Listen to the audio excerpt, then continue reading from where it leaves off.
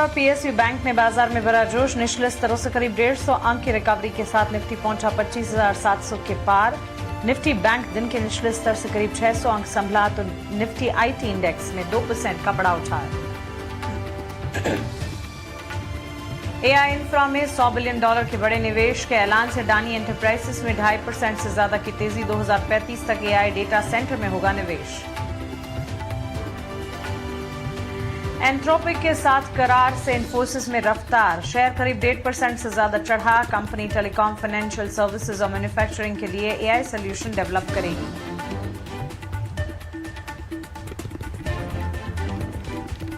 इन्फोसिस में रफ्तार ने आईटी शेयरों में भरा जोश। एचसीएल टेक्नोलॉजीज, टेक महिंद्रा और टीसीएस आधे से 2% तक मजबूत। विप्रो, एलटीआई, माइंडट्री और परसिस्टेंट 1.5% मजबूत। 5,000 करोड़ के बड़े ऑर्डर से करीब 3.5% दौड़ा कोचिन शिपयार्ड का शेयर। 5 नेक्स्ट जनरेशन वेसल बनाने के लिए रक्षा मंत्रालय से मिला ऑर्डर। नेवी के लिए बनेंगे एनजीएस वेसल।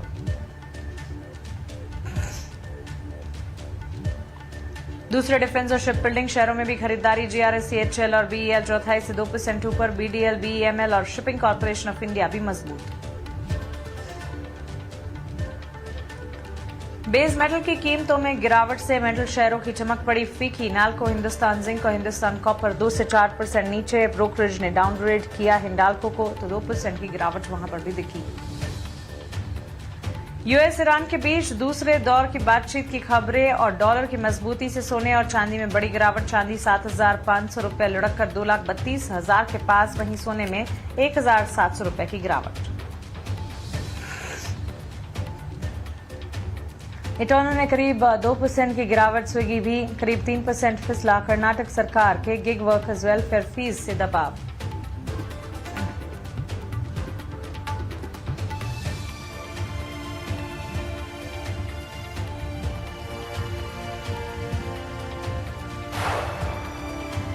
दवे और हाँ, पिछले ट्रेडिंग सेशन के बाजार की चाल की अगर बात करें, बढ़िया मजबूती के बीच हमने देखा अच्छी खासी एक्शन पर कामकाज देखने को मिला। आईटी शेयर्स और पीएसयू बैंक्स की बदौलत बाजार में काफी जोश और मोमेंटम देखने को मिला। निचले स्तरों से टुवर्ड्स क्लोजिंग हमने देखा निफ्टी करीब 150 अंक रिकवर करते हुए 25,700 के आसपास क्लोज हुआ। इनफैक्ट 25,700 के स्तर को पार भी किया हमने। वहीं बैंक निफ्टी में भी हमने देखा निचले स्तरों से करीब 600 अंकों की रिकवरी देखने को मिली। तो आईटी इंडेक्स जो है सेक्टर ऑफ द डे कह सकते हैं। आईटी सेक्टर में अच्छा खासा एक्शन। इसके पीछे की वजह भी थी इन्फोसिस और एंथ्रोपिक के बीच जो करार हुआ उसका असर इन्फोसिस के स्टॉक प्राइस पर पॉजिटिव न्यूज बैक इम्पैक्ट के तौर पर नजर आया। उसका इवेंचुअल इम्पैक्ट आईटी सेक्टर पर और चुनिंदा आईटी मेजर्स और साथ ही छोटी मझौली आईटी कंपनियों पर पड़ता दिखा। इतना ही नहीं, सरकारी बैंक का खेमा भी परफॉर्म कर रहा था और इसी के साथ डिफेंस और शिप बिल्डिंग स्पेस में भी अच्छा खासा एक्शन था। On the flip side metal stocks और रियल एस्टेट सेक्टर में गिरावट का ट्रेंड देखने को मिला। लेकिन ऑल इन ऑल बाजार की तस्वीर काफी बेहतर ड्यूरिंग द एंटायर सेशन नजर आई। लेकिन यहां से आगे की तस्वीर कैसी होगी, आपकी रणनीति क्या होनी चाहिए, आगे कौन से लेवल्स इंपॉर्टेंट हैं, ये सब कुछ समझते हैं। हमारे साथ अब पीएचडी कैपिटल के founder and CEO Pradeep Haldar जुड़ गए हैं और चॉइस इक्विटी ब्रोकिंग के वाइस प्रेसिडेंट कुणाल परार भी हमारे साथ है। जेंटलमैन, स्वागत है आपका 18 आवर्स स्वदेश पर। अपना समय हमें देने के लिए आपका शुक्रिया। Kunal, will start with you. अच्छा ट्रेडिंग सेशन था पिछला। यहां से आगे अगले ट्रेडिंग सेशन में अब उम्मीद तो यही होगी कि इस तरह की रौनक जो है वो कायम रहे। लेकिन टेक्निकली चार्ट्स पर कौन से लेवल्स आपको इंपॉर्टेंट नजर आते हैं? गुड आफ्टरनून आप दोनों को। एंड देखने को मिली है 25,725 के अराउंड के लेवल हमें देखने को मिली है। लास्ट टाइम जब हम डिस्कस कर रहे थे 25,500 के लेवल की बात कर रहे थे और 25,500 के ऊपर कल के दिन में क्लोजिंग भी देखने को मिला और आज 25,750 की हाई भी देखने को मिला। नाउ यहाँ पे आने वाले दिनों में जो लेवल का एक्सपेक्टेशन हम रख सकते हैं वो है 25,750 के ऊपर अगर क्लोज आता है तो 25,900 जो पहले उसने ब्रेक किया था उसके बाद अच्छी खासी मोमेंटम ऊपरी लेवल पे हमें दिखाई दी। 25,900 के बाद 26,100 तक के लेवल आपको यहाँ पे देखने को मिल सकते हैं। तो 25,750 के ऊपर क्लोज होने के बाद 25,900 लेवल आपको निफ्टी दिखा सकती है और लो लेवल पे टाइमिंग के लिए जो सपोर्ट आ रहा है वो 25,500 का ही है। सो इसी रेंज में निफ्टी आपको घूमते हुए देखने को मिल सकती है। 25,500 ऊपरी लेवल 25,700, 25,750 जैसे ही क्रॉस होगा ऊपरी लेवल 25,900 से लेकर 26,100 तक के लेवल आपको निफ्टी दिखा सकती है। चलिए इंडेक्स पर एक नजरिया कुणाल परार की तरफ से। प्रदीप, आपका भी स्वागत है। बताएं मार्केट की चाल को इस वक्त आप कैसे देख रहे हैं और यहां से फर्दर कन्विक्शन किन लेवल्स पर आपका बनता है? जी, very good afternoon both of you. एक स्टैंडर्ड डिस्क्लेमर रहेगा जितने भी स्टॉक्स को लेके या इंडेक्स को लेके मैं बात करने वाला हूँ। कोई भी स्टॉक्स इंडेक्स में हमारा कुछ भी पोजीशन नहीं होता है। नो कन्फ्लिक्ट ऑफ इंटरेस्ट, ऐसा ही राय हम क्लाइंटों को भी देते, हो सकता है कुछ कॉल उनके पास हो, हमारे पास नहीं है। देखिए, इंडेक्स लेवल पे मेरा भी व्यू पॉजिटिव ही है। जैसे कि कुणाल जी ने बताया कि जैसे ही 25,750 एंड अबव एक बार ब्रेक होता है तो 25,950 एंड 26 तक आपको आते हुए दिखाई देंगे। व्यू आपको बाई चांस अगर मार्केट नीचे आता है तो बाई ऑन डीपी करना है, क्योंकि मेजर जितने भी इवेंट्स थे मार्केट का वो ऑलरेडी हो चुका है। और हमने अभी देखा है कि धीमे धीमे जिस तरीके का एफआई का मूड भी अभी चेंज हो रहा है, सो कहीं ना कहीं संकेत पॉजिटिव ही है। और निफ्टी से भी ज्यादा अच्छा लग रहा है बैंक निफ्टी का चार्ट। अगर हम बैंक निफ्टी का चार्ट देखेंगे तो मुझे लगता है कि बैंक निफ्टी अगेन 61,650, 61,800 एंड 62,000 जाने के लिए बैंक निफ्टी रेडी हो रहा है। सो बोथ इंडेक्स लेवल पे निफ्टी एंड बैंक निफ्टी दोनों में ही पॉजिटिव व्यू है। एंड मुझे लगता है कि बाई चांस अगर थोड़ा बहुत आपको कभी भी गैप डाउन थोड़ा बहुत नीचे मिलता है तो वो आपके लिए एक बाइंग अपॉर्चुनिटी होगा। चलिए, ये राय फिलहाल हमें मिलती हुई और इंडेक्स पर तो नजरिया हमने जान लिया, लेकिन अब सवाल जवाब का सिलसिला शुरू करते हैं। सवाल पूछने का तरीका, आप पहला सवाल देख लेते हैं। Kunal, GAIL gas authority of India limited के 100 शेयर्स इन्होंने खरीद रखे हैं। अपने एंट्री लेवल्स गेल में ये बता रहे हैं 170 के, 165 के लेवल पर दिन के उच्चतम स्तर पर लास्ट क्लोज हमने गेल के स्टॉक प्राइस में देखा है। और पिछले 5 से 10 ट्रेडिंग सेशन की अगर बात करें, स्टॉक में वॉलेटाइल मूव्स ही रहे हैं, कोई पर्टिकुलर अप मूव देखने मिला नहीं है। लेकिन हाँ, लास्ट ट्रेडिंग सेशन में अच्छी तेजी पर ये क्लोज हुआ है। इनकी खरीद भी इन्हीं स्तर के इर्द गिर्द है 170 की। आपकी राय क्या रहेगी?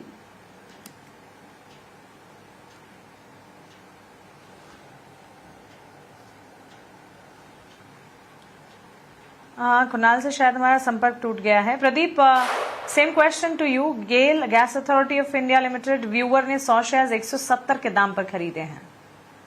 देखिए, 170 का परचेस रहा है, 165 का तो प्राइस ही चल रहा है। मुझे लगता है कि बने रहना चाहिए, क्योंकि रिसेंटली हमने मल्टीपल टाइम चार्ट में भी सपोर्ट देखा है 158 159 के लेवल पे मल्टीपल टाइम एक सपोर्ट था। तो आप बिल्कुल बने रहिए। जैसे ही स्टॉक 170 जो आपका बाइंग प्राइस है वो ब्रेक होता है तो अगेन आपको 182 189 190 तक लेवल आते हुए दिखाई देंगे। So short to medium term positive भी लग रहा है, बिल्कुल होल्ड करना चाहिए। ऑलराइट, तो चलिए, ये राय फिलहाल गैस अथॉरिटी ऑफ लिमिटेड पर हमें मिल चुकी है। इस बीच कुछ और सवाल देख लेते हैं। दिनेश महाराष्ट्र से पूछ रहे हैं सवाल। और प्रदीप, L&T फाइनेंस में इन्होंने खरीदारी कर रखी है। एक तो L&T फाइनेंस के लास्ट क्लोज और पिछले परफॉर्मेंस पर एक फोकस कर लेते हैं। स्टॉक में हमने देखा है वॉलेटाइल क्यूज देखने को मिले जरूर हैं। और लास्ट क्लोज की अगर मैं बात करूं, L&T फाइनेंस के स्टॉक प्राइस में 297 करीब 1.5 से 2% की तेजी पर 297 के स्तर पर क्लोजिंग हमने देखी है। हमारे व्यूअर की खरीद जो है 292 के लेवल पर है, 292 के लेवल पर इन्होंने खरीदा है। उन्हीं लेवल के आसपास थोड़ा सा मुनाफा जरूर ये देख रहे हैं। ये 297 लास्ट क्लोज देखने को मिला है। L&T finance and overall finance basket पर आपकी राय क्या होगी? कि ओवरऑल फिनेंस बास्केट पे ऑब्वियसली पॉजिटिव ही मेरा व्यू है। और जिस तरीके का चार्ट अभी L&T फाइनेंस का है, मुझे लगता है कि आपको बने रहना चाहिए। रिसेंटली एक डीप हमने देखा था, 278 तक आया था एंड 270 पे एक स्ट्रॉन्ग सपोर्ट है। आई डोंट थिंक ये 270 ब्रेक करने वाला है, लेकिन फिर भी स्टॉप लॉस लगाना चाहिए होता है, तो आप 270 पे एक स्टॉप लॉस मेंटेन कीजिए। अगर ब्रेक नहीं करता है 270, मुझे लगता है कि फिर से ऑल टाइम हाई आपको एंड हायर हाई प्राइस आपको पर्टिकुलर स्टॉक्स में आते हुए दिखाई देंगे। ओवरऑल इस बास्केट से देखा जाए तो Shriram finance and Bajaj finance भी मुझे बहुत अच्छा लगता है। प्रोमिनेंट स्टॉक है बजाज फाइनेंस। लास्ट 5 साल 7 साल का डेटा भी देखेंगे तो एक बहुत ही अच्छा बढ़िया रिटर्न भी दिया है, मल्टीबैगर भी हुआ है। सो जिनके पास भी पोजीशन है, मुझे लगता है कि बने रहना चाहिए। बनाकर रखी है तो उस पोजीशन को इंटैक्ट रखें L&T फाइनेंस के स्टॉक प्राइस के लिए। ये राय फिलहाल हमें मिलती हुई। लेकिन इस बीच कुछ और सवाल देख लेते हैं। SBI पर मनोज का सवाल है, छत्तीसगढ़ से लिख रहे हैं। इन्होंने SBI के करीब 180 शेयर्स खरीदे हैं। अपने एंट्री लेवल 800 के बता रहे हैं। वैसे तो प्रदीप, बैंक्स एंड फाइनेंशियल्स में भी काफी अच्छा मोमेंटम हमने लास्ट ट्रेडिंग सेशन में देखा। इनफैक्ट कुछ तमाम पॉकेट्स जहां पर अच्छा खासा एक्शन था, उसमें एक IT और IT के साथ साथ सरकारी बैंक का खेमा भी था। टॉकिंग अबाउट SBI, आधे % के गेन ऊपरी स्तरों से हल्का होकर बंद हुआ है 1213 के लेवल्स पर, 1213 के लेवल्स पर। व्यूअर के लिए राय क्या होगी? इन्होंने 800 के दाम पर खरीद की है, तो मुनाफे पर तो है ये। देखिए, first of all congratulation to him because 800 के आसपास का आपका बाइंग है, बहुत ही बढ़िया जोन पे आपने बाइंग किया है। और अभी अगर लास्ट 4 से 5 साल का डेटा देखेंगे, ऑलमोस्ट जो एनपीए नॉन परफॉर्मिंग एसेट है ऑलमोस्ट लो पे आ चुका है। सो कहीं ना कहीं बैंक के लिए भी एक अच्छा माना जाता है। और recently state bank of India का रिजल्ट भी आया था, बहुत ही हाई प्रॉफिटेबल जो है रिजल्ट पोस्ट किया है। उसके बाद हमने अच्छा खासा रैली भी देखा है। मुझे लगता है कि बिल्कुल आपको बने रहना चाहिए। आपका 800 के आसपास का बाइंग रहा है, आप ऑलमोस्ट 1120 के आसपास का एक स्टॉप लॉस आप मेंटेन कीजिए, आप ट्रेलिंग स्टॉप लॉस मेंटेन करके बने रहिए। बहुत जल्दी आपको 1320 1350 भी आपको आते हुए दिखाई देंगे। ऑलराइट, तो चलिए 1350 के ऊपर के स्तर भी नजर आएंगे। व्यूवर को कॉम्प्लीमेंट हमारी तरफ से, हमारे एक्सपर्ट की तरफ से। अच्छे लेवल पर एंट्री आपने ली है, इन लेवल्स को इंटैक्ट रखें, यहां से फर्दर अपसाइड एब्सोल्युटली विजिबल नजर आ सकती है। एसबीआई की जहां बात की हमने, एक यूको बैंक का सवाल है और 2 जियो फाइनेंस के सवाल हैं जिस पर फोकस करना चाहूंगी। पहले तो दीपक का सवाल यूको बैंक पर है, मध्य प्रदेश से लिख रहे हैं। 871 शेयर्स इन्होंने यूको बैंक के खरीद रखे हैं और अपने एंट्री लेवल 31 रुपए और 16 पैसे के बता रहे हैं। यूको बैंक पर इन्हें राय दीजिएगा। उसके बाद जियो फाइनेंस पर हमारे 2 व्यूवर्स ने सवाल पूछे हैं। भरत गुजरात से लिखते हैं, इन्होंने 282 शेयर्स 269 के लेवल पर लिए हैं। अर्जुन ने जियो फाइनेंस के 1000 शेयर्स 292 के स्तर पर लिए हैं। जियो फाइनेंस और साथ ही यूको बैंक पर आपके टेक्स बताइएगा। प्रदीप जी, देखिए यूको बैंक अभी 28.92 के आसपास का क्लोजिंग रहा है। एंड मुझे लगता नहीं कि यूको बैंक आपको होल्ड रखना चाहिए, क्योंकि लगातार एक सेलिंग प्रेशर, जहां पे आप देखेंगे प्राइवेट बैंक इतना चल रहा है, इनफैक्ट पीएसयू बैंक पे भी हमने अलग अलग बैंक देखा इतना चल रहा है, लेकिन वहां पे यूको बैंक एक ऐसा स्टॉक है जो कहीं ना कहीं अंडर परफॉर्मेंस कर रहा है। और कहीं ना कहीं जो थीम है, जो इंडेक्स है, जो इंडेक्स के साथ नहीं चल रहा है। सो कहीं ना कहीं मुझे लगता है कि हर एक उछाल में यूको बैंक को अभी बेचना चाहिए। अभी 28.92 के आसपास का प्राइस है, आप 26 पे स्ट्रिक्टली स्टॉप लॉस मेंटेन कीजिए।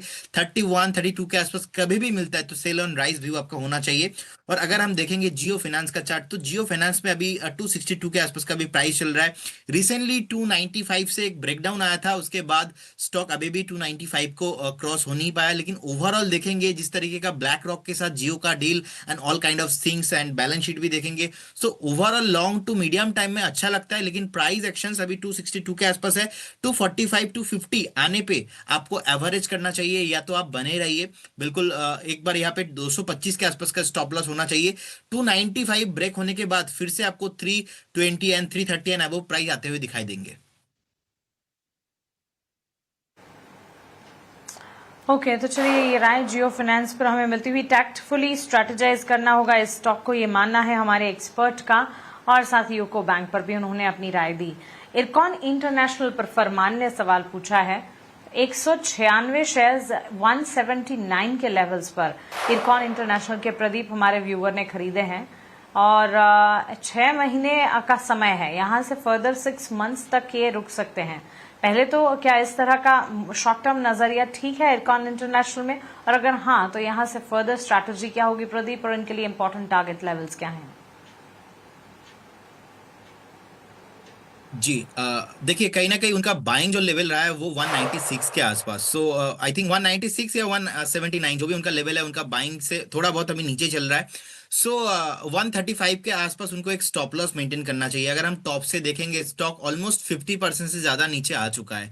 तो 50% नीचे आ चुका है एंड प्राइस करेक्शन तो यहाँ पे हो चुका है, बट अभी भी टाइम करेक्शन इसमें बाकी है। हो सकता है और 1 से 2 क्वार्टर नहीं चलेगा, क्योंकि ओवरऑल इस सेक्टर को अगर हम देखेंगे ऑलरेडी चल चुका है, चलने के बाद कंसोलिडेशन रेंज में ही फंसा हुआ है। डेली वीकली मंथली चार्ट पे भी इरकॉन का अगर हम चार्ट देखेंगे तो एक डाउन ट्रेंड में ही है। जब तक 180 एंड 185 का जोन फिर से ब्रेक करके सस्टेन नहीं करता है, तब तक यहाँ पे कुछ भी मोमेंटम पॉसिबल नहीं है। सो बेटर होगा you should maintain A strictly stop loss of 135 and बने रहिए इसके साथ। ठीक है, अपनी पोजीशन को स्टॉप लॉसेस के साथ मेंटेन करिए। ये राय फिलहाल हमें मिलती हुई इरकॉन इंटरनेशनल पर। कुछ और सवाल है हमारे व्यूअर्स के, वो देख लेते हैं। टीसीएस पर अविनाश त्रिपाठी का सवाल है। 760 शेयर्स इन्होंने खरीद रखे हैं। अपने एंट्री लेवल टीसीएस पर 3254 ये बता रहे हैं। वैसे तो आईटी सेक्टर में ही हमने on the back of positive news flows action देखा है, लेकिन टीसीएस की स्टॉक प्राइस की अगर बात करें, एक तो इनकी खरीदारी के स्तर काफी ऊंचे हैं। टीसीएस की लास्ट क्लोज 2719 की है, 3254 की इन्होंने खरीदारी कर रखी है। आधी % की तेजी पर टीसीएस क्लोज जरूर हुआ है, लेकिन व्यूवर की इस बड़ी ऊंचे लेवल की खरीद पर आपकी राय क्या होगी प्रदीप? देखिए, मुझे लगता है कि टीसीएस एक प्रोमिनेंट स्टॉक है। रिसेंटली जो एंथ्रोपिक को लेके, जो एआई टूल को लेके न्यूज आया था, उसके बाद हमने ओवरऑल एक आईटी स्टॉक्स में प्रेशर देखा। अगर निफ्टी आईटी का भी चार्ट देखेंगे, हमने 30,000 31,500 के आसपास एक ट्रिपल बॉटम फॉर्मेशन हुआ है। इनफैक्ट अभी रिसेंटली 38,000 39,000 के आसपास ही निफ्टी आईटी इंडेक्स था, वहां से हमने देखा अभी आज का क्लोजिंग 33,075 के आसपास का निफ्टी आईटी इंडेक्स का हुआ है। तो इस हिसाब से देखा जाए तो पहला जो रिकवरी है ना, वो रिकवरी लार्ज कैप में ही आपको देखने को मिलेंगे। टीसीएस, इन्फोसिस जैसे स्टॉक्स में बिल्कुल बने रहिए। It will take some time, थोड़ा टाइम दीजिए। अगेन आपको stock 2950 and 3000 and above price आते हुए दिखाई देंगे। लास्ट जो क्वार्टर था उसमें टीसीएस का जो सीईओ था, उनका एक स्टेटमेंट भी आया था कि 1.55 बिलियन का एक्स्ट्रा रेवेन्यू एआई सर्विसेज से आने वाला है। सो कहीं ना कहीं ये जिस तरीके का ग्लोबल प्रेशर आईटी में रहा है, मुझे लगता है कि इसका इफेक्ट था, लेकिन अभी बहुत ज्यादा सेलिंग हो चुका है। आपको बिल्कुल अभी बेचना नहीं चाहिए, बने रहना ही चाहिए इसमें। ओके, तो चलिए ये राय फिलहाल आपको मिलती हुई टीसीएस के स्टॉक प्राइस पर। आगे बढ़ेंगे और सीधा रुख करेंगे हमारे special segment value investment pick का। वीआईपी शेयर या रादर आज के वीआईपी शेयर्स क्या होंगे? जी देखिए, पहला जो आज मैं स्टॉक लेके आया हूँ, कंपनी का नाम रहेगा डायनामेटिक टेक्नोलॉजीज लिमिटेड। इनफैक्ट मैंने स्टॉक को रिकमेंड किया था लास्ट एक हफ्ता पहले भी। मेरा दोनों टारगेट था, दोनों टारगेट ही आया है। फिर से कहीं ना कहीं अट्रैक्टिव लग रहा है। इनका ऑलमोस्ट 19% रेवेन्यू यूएस से आता है, 36% रेवेन्यू यूएस से यूरोप से आता है। तो यूरोप के साथ भी इंडिया का भी डील हो चुका है। इनफैक्ट एयरक्राफ्ट जो मैन्युफैक्चरिंग है, यहाँ पे कहीं ना कहीं छूट दिया जा रहा था, और यूएस के साथ कहीं ना कहीं ये डील इंडिया का बहुत बढ़िया हुआ है। स्पेशली अगर इन टर्म्स ऑफ अगर हम एयरक्राफ्ट मैन्युफैक्चरिंग, एरोस्पेस को लेके बात करेंगे, तो पर्टिकुलर स्टॉक का रेवेन्यू भी वहां से आता है। एंड इसीलिए आज जब लास्ट क्लोजिंग हुआ था, एक अच्छा खासा बढ़िया मोमेंटम भी हमने चार्ट में देखा। तो मुझे लगता है कि आपका व्यू थोड़ा लंबा लेके चलना चाहिए। 3 से 4 महीने का व्यू है तो आप बाय कीजिए। पहला टारगेट इसमें 11,200 के आसपास होना चाहिए। सेकंड टारगेट 12,000 एंड अबव आपको मिलेंगे। एक स्ट्रिक्टली स्टॉप लॉस आपको 9,650 के आसपास मेंटेन करना है। क्लोजिंग आया था 10,117 के आसपास, तो बाय करने का सलाह रहेगा। सेकंड जो स्टॉक है, ये भी डिफेंस काउंटर से ही है। कंपनी का नाम रहेगा बीईएल। बीईएल भी हमने देखा है एक प्रोमिनेंट स्टॉक है। कंटिन्यूअसली 385 400 से लगातार एक हायर हाई फॉर्मेशन एंड जिस तरीके से बेस फॉर्मेशन हुआ है बीईएल में, मुझे लगता है कि बीएल आपको बाय करना चाहिए। पहला टारगेट यहाँ पे शॉर्ट टाइम में आपको 460 and second target 480 and above आपको आते हुए दिखाई देंगे। मैक्सिमम 10 से 12 trading sessions, maximum 15 trading session आप वेट करके जाइए। 415 का एक स्टॉप लॉस आप मेंटेन कीजिए। स्पेशली अगर आप देखेंगे जिस तरीके का ओवरऑल डिफेंस सेक्टर में एक सेलिंग प्रेशर है, वॉलेटिलिटी है, उसी के साथ सेम टाइम में बीएल अपने ऑल टाइम हाई के आसपास आ चुका है। सो बीएल का जिस तरीके का ऑर्डर बुक अभी बाकी है, मार्केट कैप भी देखेंगे प्रोमिनेंट है, लिक्विडेट कंपनी है, बाय करना चाहिए।